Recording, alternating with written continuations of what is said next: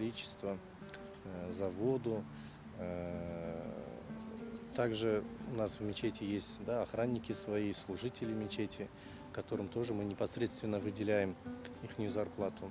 То есть мечеть на самом деле сегодня нуждается, потому что по истечении вот 2 месяцев э, у нас нет никакого прихода. Традиционно, оно испокон веков, эти религиозные сооружения, нам всегда помогали люди. Вот, за счет пожертвования людей они как бы держатся.